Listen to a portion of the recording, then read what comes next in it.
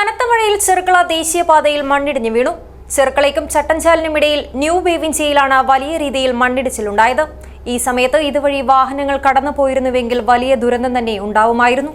മണ്ണിടിച്ചിലിനെ തുടർന്ന് ഇതുവഴിയുള്ള ഗതാഗതം പൂർണ്ണമായും നിരോധിച്ചു. Orange associates glass and hardware ഇപ്പോൾ കൂടുതൽ വിശാലമായ നവീകരിച്ച പുതിയ ഷോറൂമിൽ പ്രവർത്തനം ആരംഭിച്ചിരിക്കുന്നു. Orange associates glass and hardware, Anangoor, Kasaragod. Contact 95626 66617.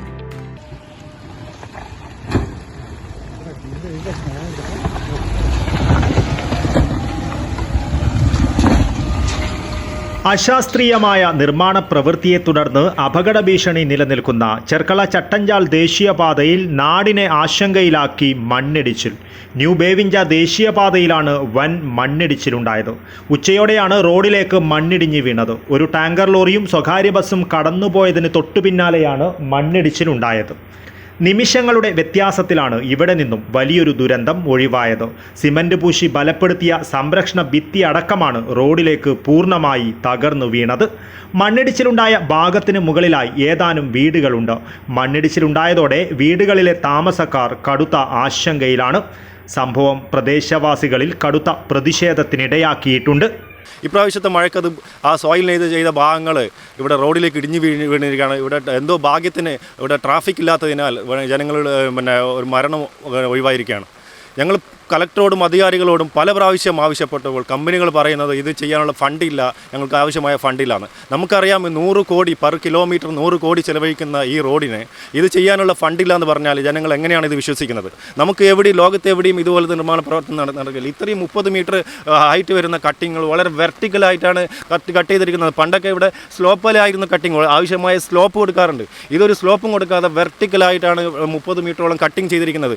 അവിടെ ആവശ്യമായ വാൾ കൊടുക്കാതെ സോയിൽ നെയിലിംഗ് ആണ്. കമ്പി തുളച്ച് കയറ്റി അതിനകത്ത് നെറ്റ് വെച്ച് സിമെൻറ്റ് പൂശുന്നതാണ് സോയിൽ നെയിലിംഗ്.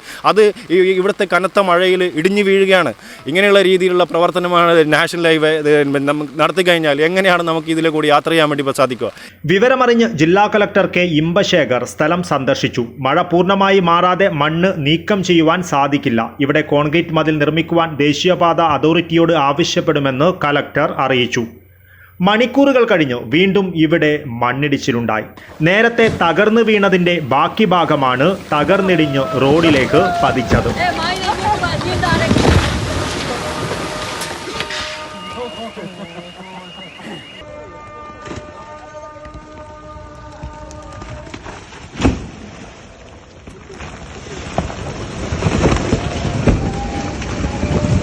അതിശക്തമായ മഴ തുടരുന്ന സാഹചര്യത്തിൽ രൂക്ഷമായ മണ്ണിടിച്ചിലിന്റെ സാധ്യത പരിഗണിച്ച് ചെർക്കള ബേവിഞ്ച ഭാഗത്തുള്ള ദേശീയപാതയിൽ വാഹന ഗതാഗതം താൽക്കാലികമായി നിരോധിച്ചിട്ടുണ്ട്.